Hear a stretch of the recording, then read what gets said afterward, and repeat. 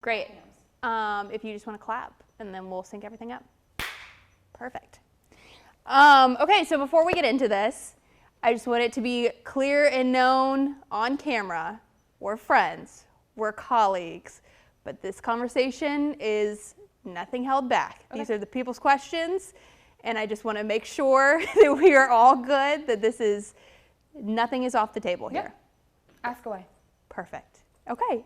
So, first and foremost, why did you do this? What made you want to compete in Miss Kentucky USA? That's the golden question, and my mom still questions it every single day. So I'd been thinking about it since I was about 15 when a girl from my high school won the teen title, and she was everything to me. She was smart, she was beautiful, she was involved in everything from cross country to band and musicals. And so Brittany Reed was accomplished, and I wanted to be exactly like her, but I waited until I had my big girl job because that's when I could afford it. So I waited until I started in October 2020, signed up in December 2020, and then competed May 21st.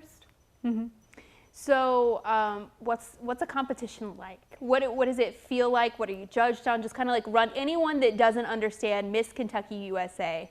What is that pageant like? I think the prep is probably one of the biggest things that you're going to go through. It's intensive, it's a lot of work, but then the pageant itself is, so you have an interview with a panel of judges, and then you have opening number, which you're not scored on, but then you have evening gown and swimsuit, and then that's preliminary competition, and then they cut it down to a top 15. They go through that whole process again of swimsuit, evening gown, then it gets cut to a top 5, and then top 5 does onstage question, which is where everyone sees. The girls start to panic, and you're thinking, oh goodness, is she going to answer this correctly? And then a winner's crowned.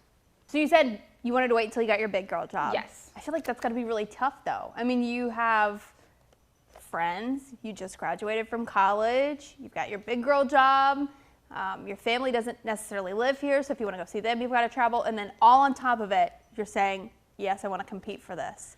So how do you balance everything? It's hard. Anyone who I work with, you know it's hard. You see me struggle to do both. But I have to say WHS has been amazing and supportive, but it's taught me a lot of time management. It's taught me just diligence, and also the importance of taking care of yourself and having those moments to yourself, self-rest, and Sundays are my days.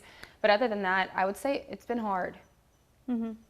How do you choose what the priority is?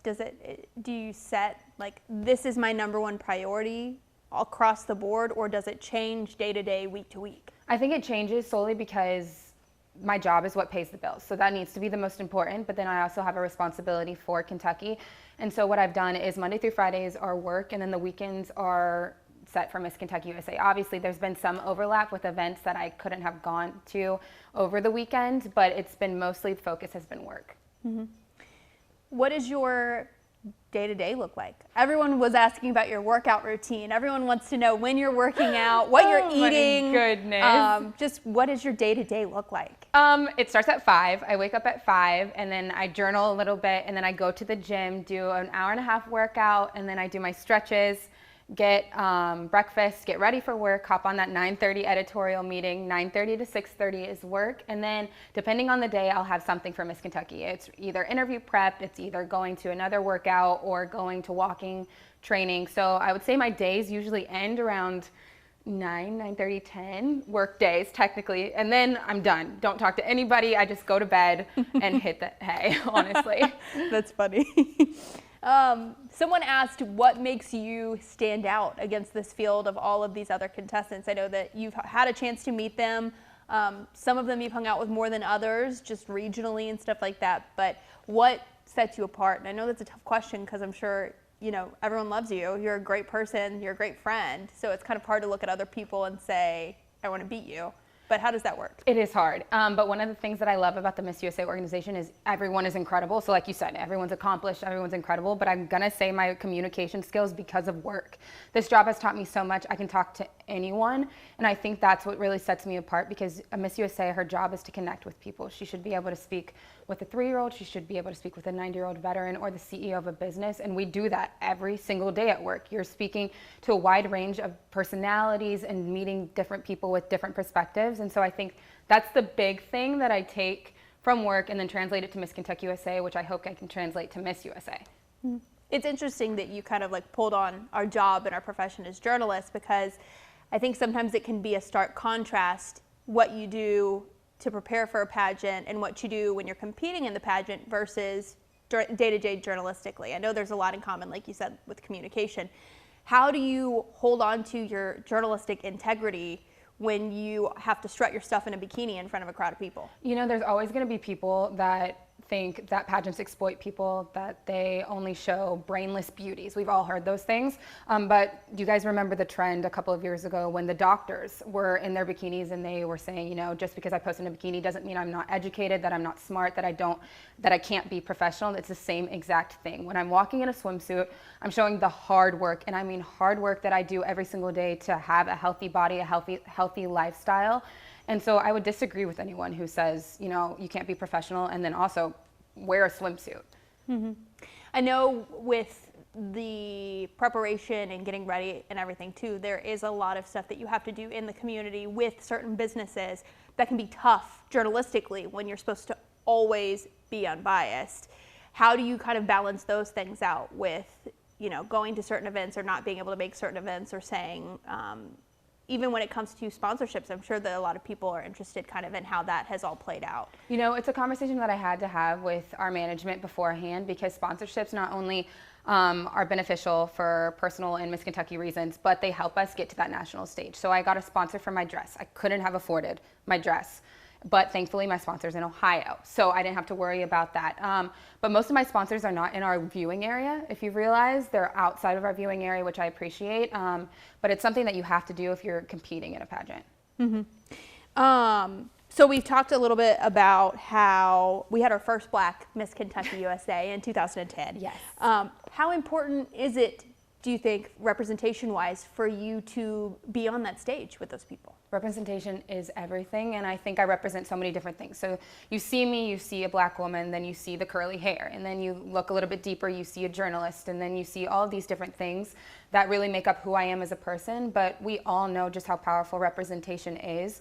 I think when I saw Chesley win Miss USA, she wore her natural hair, which I don't think people realize how big that is for me, because I've had such a treacherous hair journey over the years. And so seeing someone who's confident in herself and confident in her abilities, and just seeing a Black woman who knows exactly what her strengths are, her weaknesses, it's a powerful thing.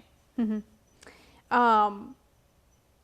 How big is social media in a competition like this? I know that you went through the different categories. Obviously, social media is not one of them, but how important is social media in what you're doing? It's never scored, but I would say it's pretty important, because they want someone who can talk to your fan base and talk to your supporters. Because if you think about it, Miss USA is just a huge platform. You immediately gain all these followers. You're able to use the platform to talk about things that are important to you. And so it's a huge thing, but they won't outwardly say it, I'll admit.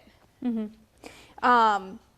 66% of people under the age of 18, and then 61% of people over the age of 18 feel negative or very negative about their bodies. Do you think that pageants and competition, where you're wearing swimsuits and where you are being judged on things like that, help or hurt that? And then what would you say to people that are struggling with that in their lives? You know, one thing that I will say is everyone has their own insecurities. No matter if you are walking across the stage, no one's 100% confident. I would be lying and I would be remiss to say that, but I will say that pageantry needs to take a step forward. We are not inclusive to all body types. I think we've made moves to be more inclusive to all ethnicities and races, but body types, if you look at the Miss USA stage on November 29th, we more or less all look the same. We're all gonna be tall, skinny girls, let's be honest. Have we all worked there to get our bodies like that? Yes. But I think a Miss USA, if we really wanna be representative of the United States and of women as a whole, we've gotta be more inclusive to all body types. And then what would you say to women that are scrolling on social media or who are watching that day and who look at you and say, maybe have like a ping of, I should be doing more, I should be doing better, I should be doing this, I should be doing that. What message do you send to them? Social media is not real. Social media is not real. It's a highlight reel. I have my bad days. Trust me, I have my bad days more than I'd like to admit. But you know, I would say to them, look in the mirror and just say that you are beautiful, you are worthy, and you have all of the qualities that you need, and you shouldn't compare yourself to anyone else you see on a screen or anyone else you see on that stage, because there's only one you, let's be honest, and you're pretty freaking cool. And then what happens if you win? What happens from there? Prep-wise and craziness. So the winner will be crowned on November 29th. They have 24 hours to get their booster shot and then do media appearances on the 30th. And then they fly to Israel to compete at Miss Universe for about 2 weeks. Is right then and there. Right then and there. So they are crowning someone that is Miss Universe ready, which is a little intimidating because you will go from Miss USA, which is a huge national pageant, to Miss Universe, which is the biggest pageant in the whole entire world, and compete against over 70 delegates from all over the world. And so that winner will then, if she wins Miss Universe, she goes to New York. And then if she doesn't, Miss USA will go to LA and is a contracted worker for the Miss USA organization for the year. Mm-hmm. What passions have you found either before you started competing or through competing, especially as they tie back to Kentucky, that you feel proud of and that you feel need a little more work? In regards to my platform's National Cervical Cancer Coalition. And so I'm the Louisville chapter leader here, and my whole thing this whole year has been to educate and prevent in regards to cervical cancer. Thankfully, I just saw a statistic the other day that 87% of cervical cancers have been prevented because of the HPV vaccine, which is a huge breakthrough. But that's something that I've been passionate about over the past 6 months. Oh, goodness, when was I crowned? 6 months ago? And then Kentucky, I think Kentucky education is one of the things that we're lacking on. We rank the lowest in regards to other states. We don't rank the lowest, but we're on the low end in regards to education. I think that's something that we can work on. Mm-hmm. What happens to the Elle Smith that we all know and love in Kentucky if you win Miss Universe? What are you going to put on the platform of Miss Universe? Miss Universe, I think I would take the National Cervical Cancer Coalition and take it worldwide. It's a conversation that's important. In the United States, cervical cancer is on the decline because we have access to medicine and we are talking about these things and we have access to the HPV vaccine, but that's not true for other countries around the world. And I think just education and bringing that to the platform of Miss Universe is something that I would be passionate about. Mm-hmm. Do you think your life will ever go back to just being Elle Smith reporter at WHAS 11? No, I don't, because I can still remember meeting former title holders years after they had won, and I still think and look at them and I'm thinking, oh my goodness, that's Miss Kentucky, that's Miss Ohio. So this is a legacy that I will take with me, regardless if I win Miss USA. Being Miss Kentucky has been the biggest honor of my life thus far, just traveling the state and meeting the people of Kentucky. It's something that I will treasure. It's been honestly the best experience. It's exceeded all my expectations, but the legacy of Miss Kentucky will be with me forever, I think, at least. Mm-hmm.